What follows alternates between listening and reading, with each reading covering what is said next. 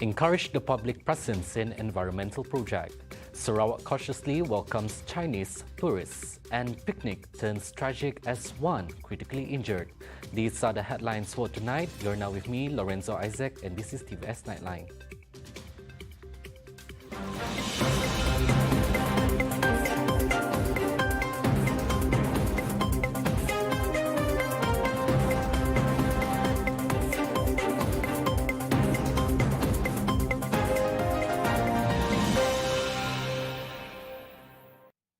The Green Wall of Miri is set to become the city's new landmark. Senadin Assemblyman Datuk Sri Lee Kim Shin said it is aimed to spread awareness of environmental protection and preservation.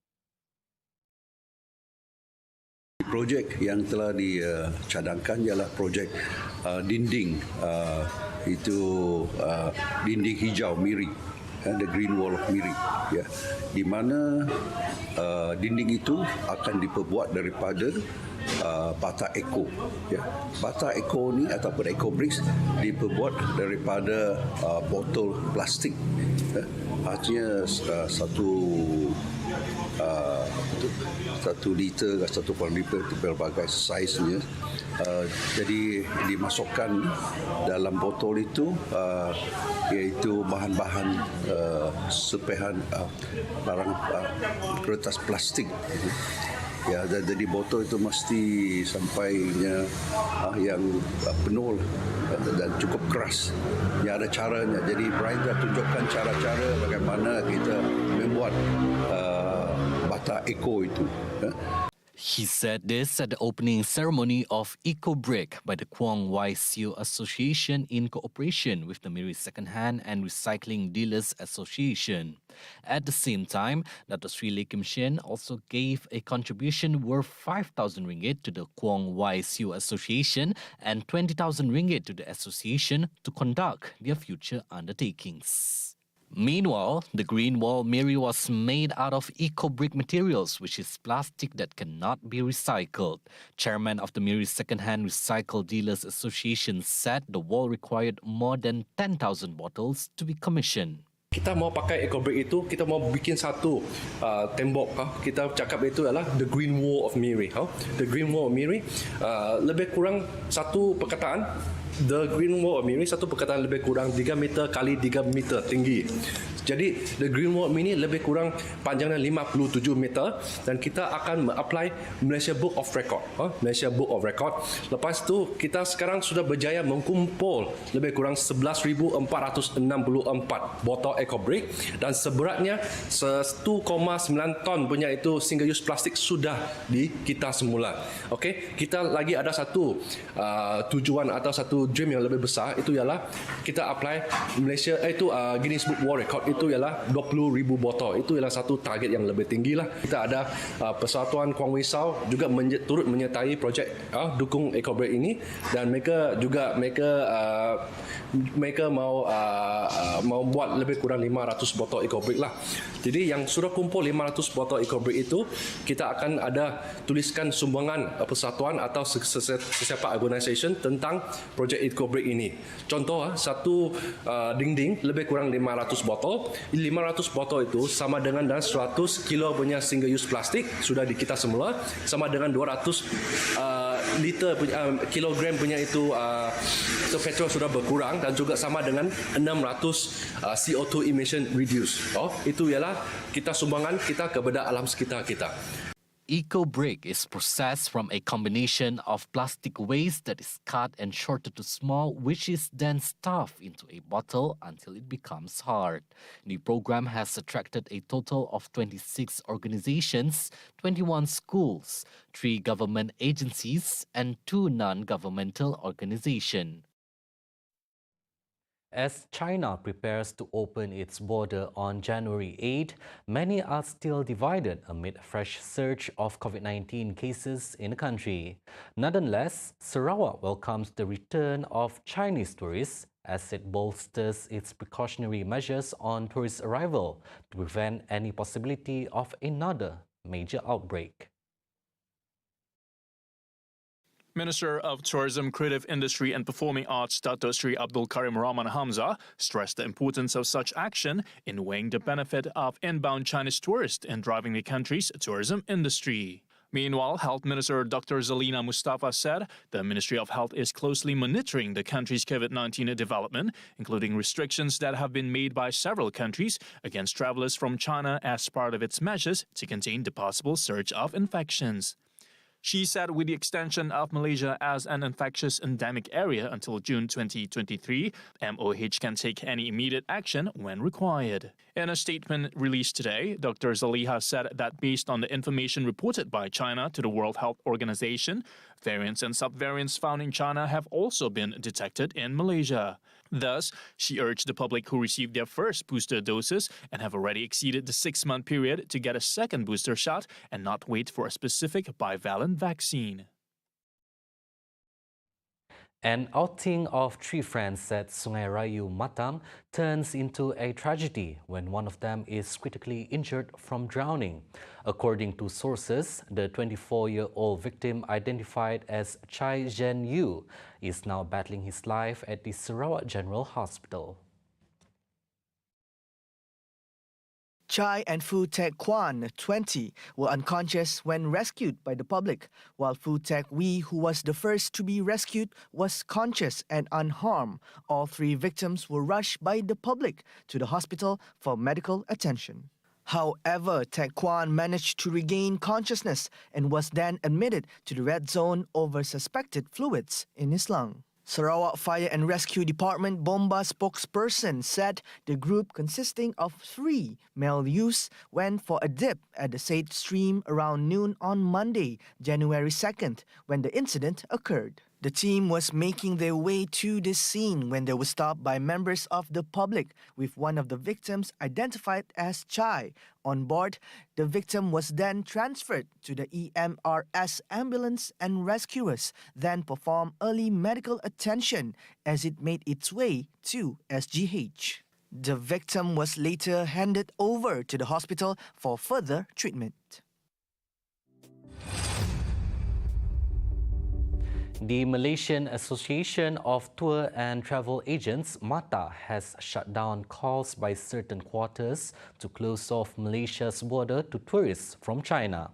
Its president, Datuk Tan Kok Leang, dismissed the claims as irrational and irresponsible and said that the association has complete faith in the Ministry of Health Malaysia in managing the tourist arrivals just as they have done with other travellers from all over the world.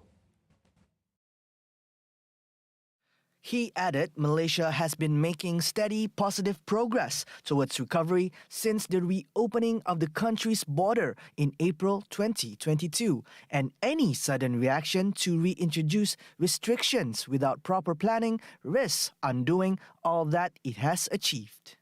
Additionally, he said the government's decision should balance the health and well-being of the people and Malaysia's reputation as a safe destination, as well as the economic ramifications of its policies.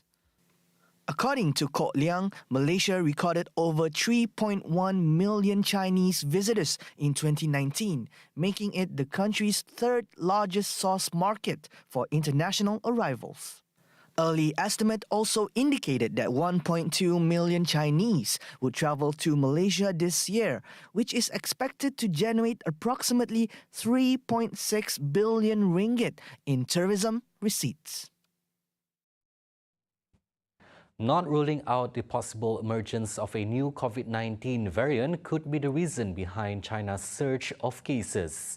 In relation to the opening of the border to tourists from China, University of Malaysia Sarawak Unimas public health expert Dr. Helmi Hasmi said inbound tourists should undergo appropriate health screenings prior to entering Malaysia. Pengunjung dari China kalau boleh mereka perlu memastikan untuk melakukan ujian negatif PCR sebelum sampai, dan perlu diisi dalam satu sistem seperti MySejahtera ataupun borang online yang boleh diperiksa dan disaringkan oleh penduduk, oleh kerajaan, oleh pihak-pihak berkuasa tempatan, dan ataupun mereka juga boleh melakukan satu ujian upon arrival, iaitu ujian saringan yang negatif semasa ketibaan, jika kita mempunyai kapasiti yang berkaitan. Perlu diwajibkan juga adalah pengunjung ini perlulah menerima vaksin dos penggalak dan bukan hanya primary doses yang telah diwajibkan kepada mereka. Meanwhile, tourism industry workers are encouraged and advised to be administered with booster jabs for health and safety purposes. Daripada itu, saya menyeru agar semua orang warga tempatan untuk mendapatkan dos penggalak yang pertama dan juga yang kedua tanpa perlu menunggu vaksin yang bivarian yang baru. Terus amalkan langkah-langkah pencegahan, pakai pelitup muka dan pastikan pengudaraan yang baik. Kuarantin kendiri apabila menunjukkan tanda-tanda tidak sihat agar ia tidak menyebabkan kemerebakan di kalangan masyarakat ataupun di kalangan orang-orang yang berdekatan dengan kita.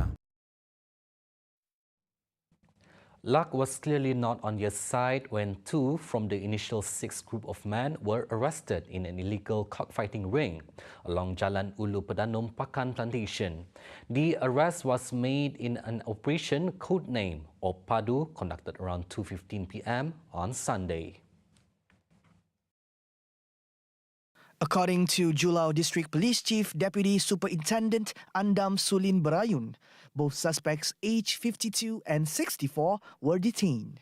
Dalam operasi ini, pihak kami daripada Bahagian Siasatan Jenayah IPD Julao dan Balai Polis Pakan telah bertindak membuat serbuan setelah dimaklumkan mengenai satu aktiviti perjudian pertaruhan sabung ayam di sebuah kawasan tanah lapang ladang kelapa sawit di Jalan Ulu Pedanum Pakan. Apabila pihak kami sampai di lokasi tersebut, sekumpulan lelaki terus bertempiaran melarikan diri masuk ke kawasan hutan berhampiran untuk mengelakkan diri daripada tertangkap. Namun, pihak kami telah berjaya menangkap 2 lelaki yang berusia di antara 50-an dan 60-an telah berjaya ditangkap. He said the police managed to seize 5 live cockerels, a dead cockerel, a weighing scale, a cardboard box, a spur, and a sum of cash. Tangkapan dan rampasan tersebut disiasat di bawah Seksyen 3/1 Langkah-langkah pencegahan dan penganiayaan binatang 1962. Jika disabitkan kesalahan, kesemua suspek boleh dihukum di bawah Seksyen 5/3 Ordinan yang sama yang boleh dihukum penjara 3 bulan atau denda RM500. Andam pointed out the arrest was the second one within the 2-day operation in Pakan. He stressed that the police will not tolerate and will take strict action against those found engaging in cockfighting activities within the Julao and Pakan area. The public who possess information regarding criminal activities within the Julao district are asked to appear at the nearest police department or contact 084 734 216. The present monovalent vaccines are effective in preventing serious illness and death caused by COVID-19, said Health Minister Dr. Zaliha Mustafa. She urged Malaysians not to wait for the new COVID-19 bivalent vaccines. She revealed a supply pertaining to the bivalent vaccine will be made available soon, following the recent approval of the conditional registration given by the Drug Control Authority. Dr. Zaliha said currently only 49.8% of Malaysians have received the first booster dose vaccine and only 1.9% had taken the second booster dose vaccine. She further revealed that the Health Ministry had placed priority on monitoring the increasing cases of COVID-19 in China, as well as restrictions that have been made by several other countries against travelers from China. As such, the ministry will also improve the containment method of COVID-19 infection spread in the country, as well as preparedness to deal with any possible increase in cases. These include changing existing policies, especially the management of COVID-19 pandemic healthcare at the nation's border, as well as tightening the standard operating procedures of health checks at all entries into the country. Kuching North City Hall DBKU will hold its popular Kuching Car Free Morning program twice a month effective this year. The new schedule will see the program being held on the first and third week of every month. The program was previously held once a month on the first Sunday from 6:30 a.m. to 10 a.m. In a Facebook post, DBKU said this is part of efforts to reduce carbon dioxide emissions in the city centre, as well as to provide an opportunity for city folks to get their morning exercise. DBKU's announcement came following the Premier of Sarawak, Dato' Padinggi Tan Sri Abang Johari Tun Openg's proposal last month for the last council to hold the program twice a month. Coming up right after the break, 158 packs of marijuana found in a river and thousands stranded at Philippines airport. Right here on TVS Nightline, stay tuned.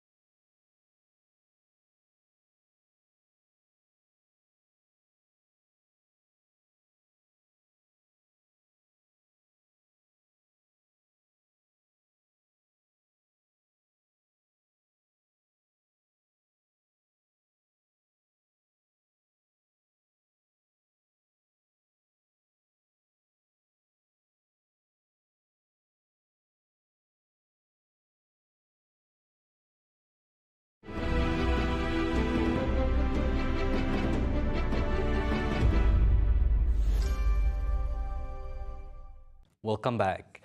A total of 158 floating bricks of marijuana were found scattered in Sungai Yan, Kedah on Saturday. Yan District Police Chief Deputy Superintendent Shahnas Akhtar Haji said the police received a report from a male civilian who found the drugs scattered afloat in the river. Shahnas further added that a police squad for the Narcotics Division was deployed. Initial checks found 80 more packs containing the alleged drugs wrapped in a plastic with a silver marking. Further checks revealed that another 78 of the same packages with gold marking 500 meters away from the initial location. Sepasukan anggota polis telah membuat pemeriksaan lanjut di tempat yang dilaporkan dan telah menjumpai sebanyak 158 ketulan mampat daun-daun kering disyaki dadah jenis ganja dibaluti plastik lusinar dan foil berwarna perak dan warna emas. Jadi hasil pemeriksaan anggaran berat lebih kurang 180.17 kilogram. Bahan disyaki dadah jenis ganja ini tersebut dijumpai terapung di atas air di sekitar pintu air kawasan sungai.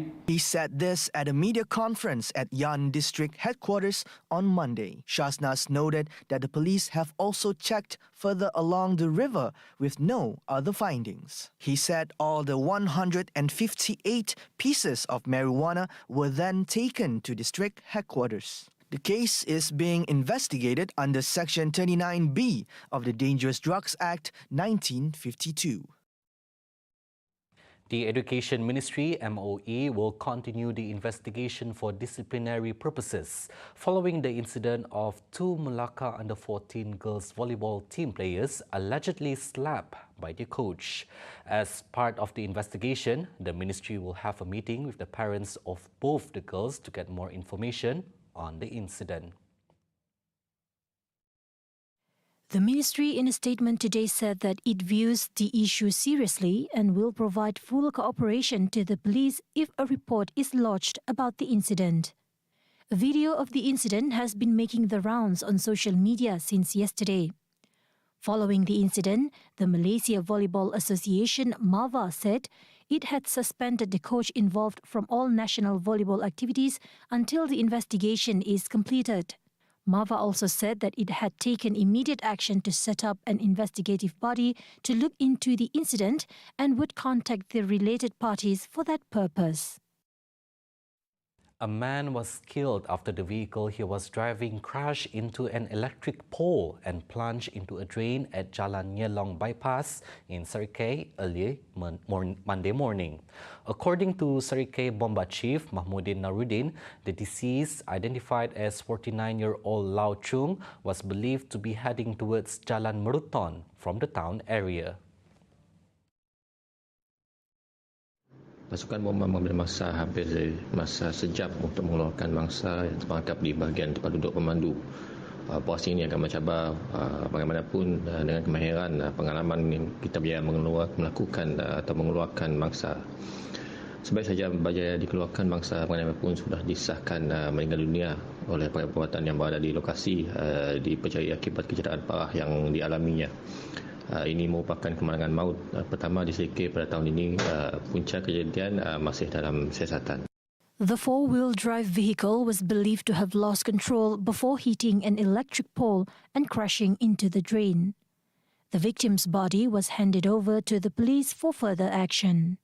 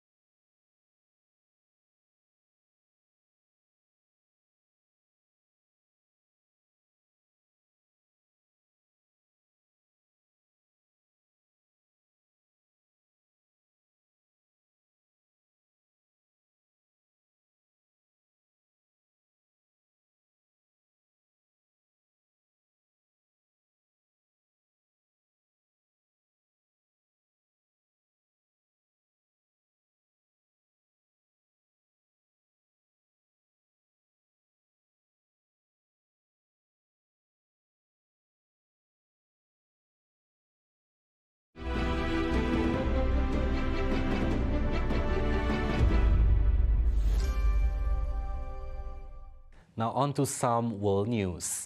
Thousands of exhausted passengers remain stranded at the Ninoy Aquino International Airport in Manila after a power outage that caused hundreds of flight cancellations. Manila International Airport authorities said that this was due to the result of technical glitch of both primary and secondary power supplies, which they added that it will take around 72 hours for the airport to resume its operation.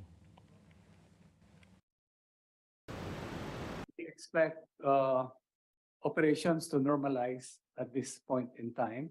In fact, we are accepting already. There are several international arrivals, and we expect to dispatch as much departing aircraft flights as possible. Long queues were seen forming at the crowded terminals by passengers anxiously waiting to rebook their flights. Sa loob ng 24 hours sa paghihintay namin, sir, sobrang pagod kasi wala kaming tulog, ang sakit ng katawan namin sa paghintay.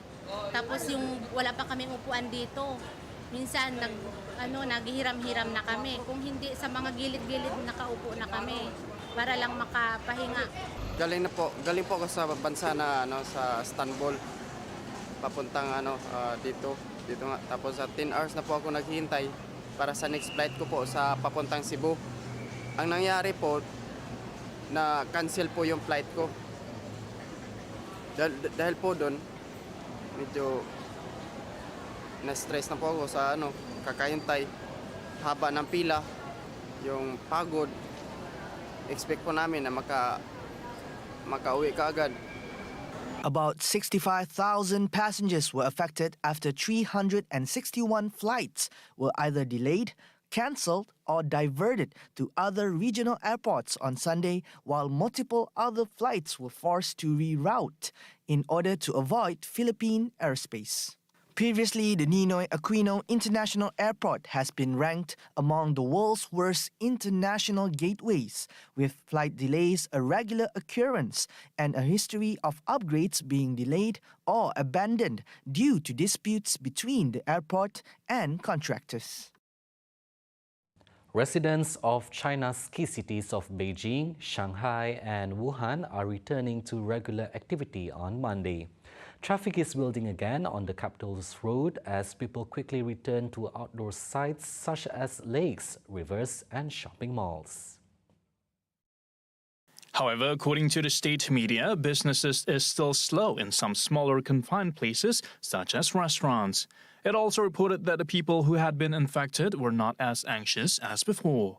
In recent days, state media have sought to reassure the public that the COVID-19 outbreak is under control and nearing its peak. China's Center for Disease Control and Prevention reported that cumulative deaths in China since December 1st have reached 100,000, with infections at 18.6 million. Health data firm Airfinity expects China's COVID infections to reach their first peak on January 13, with 3.7 million daily infections. The lifting of curbs after November's widespread protest has overwhelmed hospitals and funeral homes, with public concern fueled by scenes of people on intravenous strips by the roadside and queues of hearses outside crematoria. U.S. President Joe Biden has not yet made a final decision on whether to run for a second term in 2024. A report by Politico claimed that First Lady Jill Biden is in favor of her 80-year-old husband running for a second term. Politico said on Sunday that Biden continued his running conversation with family and select few friends and allies about a re-election bid during a vacation on the island of Saint Croix. Despite concerns about Biden's ability to handle another presidential campaign, those in the president's circle believe he is likely to run again in 2024 and that a relevant announcement could be made earlier than expected, possibly in mid-February. In November, U.S. media reported that Biden had been meeting privately with a very small group of senior advisors at the White House residence to prepare for a potential 2024 re-election campaign.